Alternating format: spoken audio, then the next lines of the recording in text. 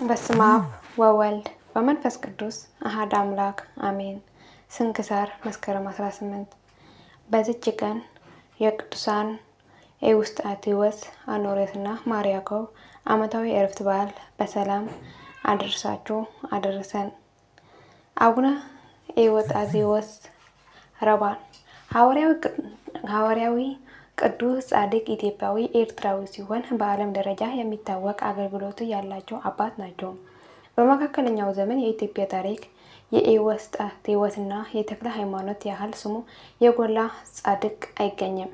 ጻድቁ በ1265 ዓመተ ምህረት አካባቢ እንደተወለዱ ሲታመን ወላጆቻቸው ክርስቶስ ሞዐ እና ስነ ሕይወት ይባላሉ። የጻድቁ የመጀመሪያ ስም ማዕቀበ እግዚእ ለጌታ የተጠበቀ ነው። ኤዎስጣቴዎስ የተባለው በኋላ ነው። ገና ከልጅነታቸው መንፈስ እግዚአብሔር አድሮባቸዋልና ለዚህ ዓለም ግድ አልነበራቸውም። ከመምህር ዘንድ ገብተው ቅዱሳት መጻሕፍት ተምረው ዲቁናን ተቀብለው ያገለገሉ ገቡ።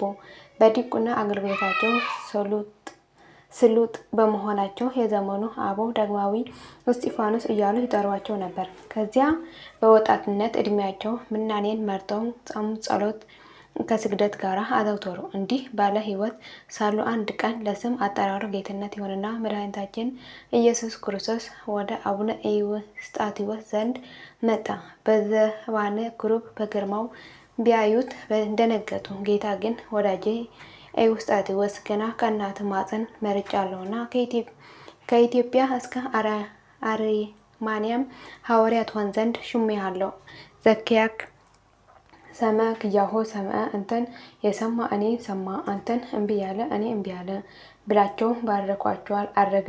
ጻድቁ ፈጣሪያቸውን ስለ ስጦታው እያመሰገኑ ቅስናን ተቀብለው ስብከትን ጀመሩ። ስም አጠራራቸው ፈጥኖ በሀገሪቱ ተሰማ። በየቦታው እየዞሩ ያላመነውን አሳምነው እያጠመቁ ያመነውን በስርዓተ ቤተክርስቲያን እያጸኑ ሕይወት ገዳምን እያስፋፉ ኖሩ። አሁን ኤርትራ ውስጥ የሚገኘውና እርሳቸው የመሰረቱት ገዳም ጨምሮ ለገዳማዊ ሕይወት መስፋፋት አስተዋጽኦ አድርገዋል። በገዳማቸው አባ አብሳዲን ጨምሮ በርካታ እርዳታን አስተምረዋል፣ አፍርተዋል።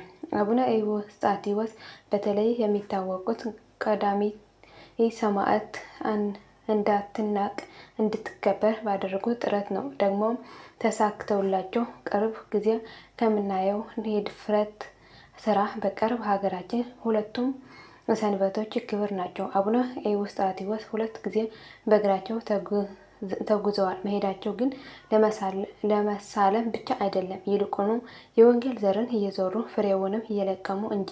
እርሳቸው መቼም ሐዋርያዊ አገልግሎታቸውን ችል አይሉምና በመጨረሻ ሕይወታቸው በገዳማቸው ላይ ደቀ መዛሙርታቸው አባ አብሳዲን ሽመው ለአዲስ ጉዞ ተነሱ።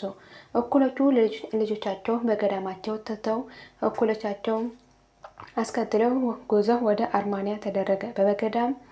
በመንገድም ወደ ባህር ኢያሪኮ ሲደርሱ የሚሻገሩበት መርከብ አጡ። ድንቅ አባት ናቸውና በእምነት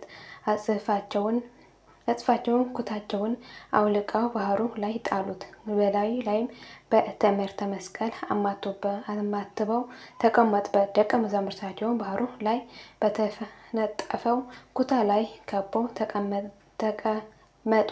ከሰማይም ጌታችን ወርዶ በመካከላቸው ቆመ። ሚካኤል በቀኝ ገብርኤል በግራ ቆመ።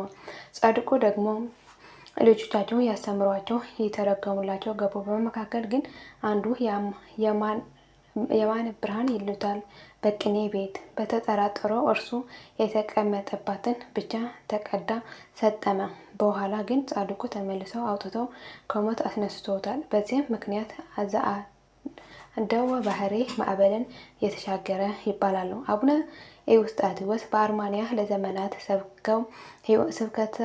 ሰብከው ሕይወት ገዳምን አስፋፍተው ብዙ ታምራት ሰርተው በተወለዱ በ80 ዓመታቸው በ1345 ዓመተ ምህረት በዚች ቀን አርፎ በብዙ ዝማሬ በቅዱስ መምህራንም ተቀብረዋል። ዛሬ በኢትዮጵያ፣ ኤርትራ፣ ግብጽና አርማንያ ይከበራሉ። አቡነ አኖሬዎስ ጻድቅ እሊህ ኢትዮጵያዊ ጻድቅ ታላቁ አኖሪዎስ ይባላል። በዚህ ስም ከሚጠሩ አባቶች ዋነኛው እኒህ ናቸው። ተወልዶ ያደጉት ሙገር አካባቢ ሲሆን ዘመኑም 14ኛው መቶ ክፍለ ዘመን ነው። ወላጆቻቸው ሰላማ እና ክርስቶስ ዘመዳ ይባላሉ። ጻድቁ ከአቡነ ተክለ ሃይማኖት ደቀ መዛሙርት አንዱ ናቸው። በወንጌል ትምህርት ከመመላታቸው ባሻገር ፍጹም መናኝ ስለነበሩ እጅግ ደፋር ነበር። የትኛውንም ስህተት ፊት ለፊት ይናገሩ ነበር። አቡነ ተክለ ሃይማኖት ሲያርፍ ጌታ በአንተ ፋንታ አኖሪዎስ ቀሪ ጣዖት አምልኮን ያጠፋል ብሎ ነግራቸው ነበር። ይኸውም አልቀረ። ጻድቁ ከ12 ንቡራነ እድ እንደ አንዱ በተመረጡ ጊዜ በደቡብ የሀገራችን አካባቢ ክርስትና አስፋፍተዋል። ደብረ ጽጋት ገዳምንም የመሰረቱ እርሳቸው ናቸው። ዛሬ ኑራ ሁሴን የተባለ ታሪኩ ጠልሾቶ የሚነገርለት ዋሻ የጻድቁ በዓት ነው።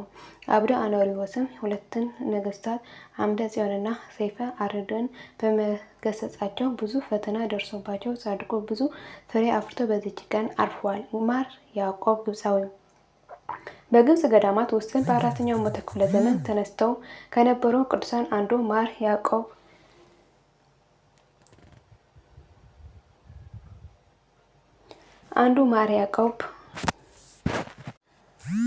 ቅዱሳን ከተባሉ ቤተሰብ ተወልዶ በስርዓተ አድጎ ገና በልጅነቱ ከመምህሩ ጋር መንነዋል። ከገድሉ ጽናት የተነሳ ሰይጣን በግልጽ ይፈታተነው ነበር። በተለይ ለ7 ዓመታት ያህል ይደበድበው፣ መሬት ላይ ይጎትተው፣ በጥፊ ይመታው ነበር። እርሱ ግን በጸሎቱ መብረቅ አውርዶ አባርሮታል። በበረሃው ምንም የሚበላ ነገር ባለ መኖሩ የዱር እንስሳትን ወተት ከደቀ መዛሙርት ጋር ይጠጣ ነበር። ቅዱስ ሰማዕት ለመሆን ሞክሮም ነበር። ማር ያዕቆብ ገድሉና ተአምራቱ እጅግ ብዙ ከመሆኑ የተነሳ ስሙ ከፍ ብሏል። እስኪ ጊዜውና እድሉ ካለዎት መጽሐፍ ስንክሳር ላይ የተጻፈውን ገድሉን እንዲያነቡ ልንጋብዞት። ጻድቁ ያረፈበትን በዚህ ዕለት ነው።